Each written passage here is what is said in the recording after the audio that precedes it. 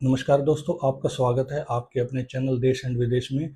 आज हम एक बहुत ही इंटरनेशनल अपडेट के बारे में बात करने जा रहे हैं। फ्रांस के राष्ट्रपति एमेनुअल मैक्रोन ने अभी हाल ही में ये कहा है कि 26 कंट्रीज अपनी आर्मी को यूक्रेन में भेजेंगे। आखिर मैक्रोन ने ऐसा क्यों बोला है और ये कौन कौन सी कंट्रीज होंगी जो अपनी आर्मी वहाँ भेजेंगे और इसका अमेरिका, रशिया और अन्य वर्ल्ड पे क्या फ़र्क पड़ेगा, आज हम वही डिस्कस करने जा रहे हैं।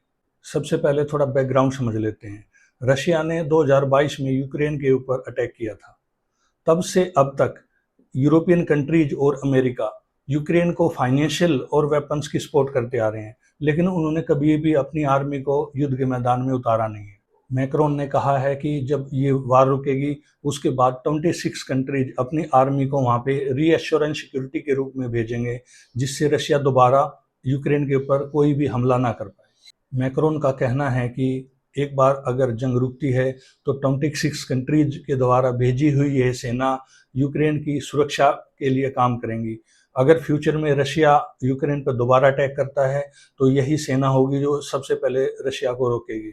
इनफैक्ट मैक्रोन चाहते हैं कि रशिया की सुरक्षा के साथ साथ यूरोप की सुरक्षा भी हो, और इसलिए 26 कंट्रीज इस बात पे एग्री हुई हैं कि वो अपनी सेना जरूर भेजेंगे। इन 26 कंट्रीज में से ज़्यादातर कंट्रीज नाटो के सदस्य हैं और अन्य यूरोपियन कंट्रीज जैसे पोलैंड, यूके, जर्मनी और सेंट्रल एशिया के कुछ कंट्रीज, ये 26 कंट्रीज का जो ग्रुप है वो अपनी सेना वहाँ पे भेजने की बात कर रहे हैं। लेकिन ये अभी वार के बीच में कोई सेना नहीं भेजने जा रहे हैं। वो वार के बाद, जैसी वार फिनिश होती है, कोई सीज फायर डिक्लेयर होता है, उसके बाद ही अपनी सेना वहाँ पे भेजेंगे ताकि यूक्रेन और यूरोप की सुरक्षा को इंश्योर किया जाए।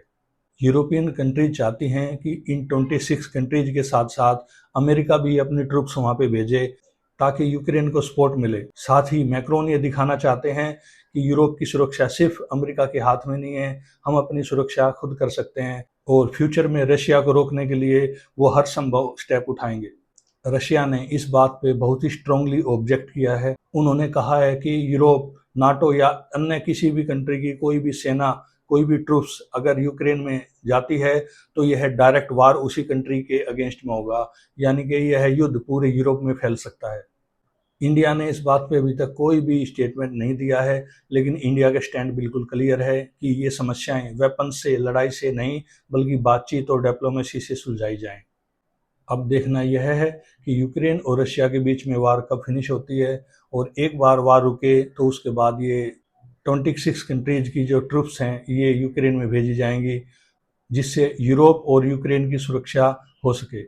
दोस्तों, आपको क्या लगता है, क्या ये 26 कंट्रीज की ट्रूप्स रशिया को रोक पाएंगी या ऐसी स्टेटमेंट युद्ध को और ज़्यादा बढ़ाने का काम करेंगी? अपने राय, अपने विचार कमेंट बॉक्स में ज़रूर दें। अगर आपको ये वीडियो इन्फॉर्मेटिव लगी हो तो इसको, चैनल को लाइक करें, शेयर करें और सब्सक्राइब जरूर करें। Thank you.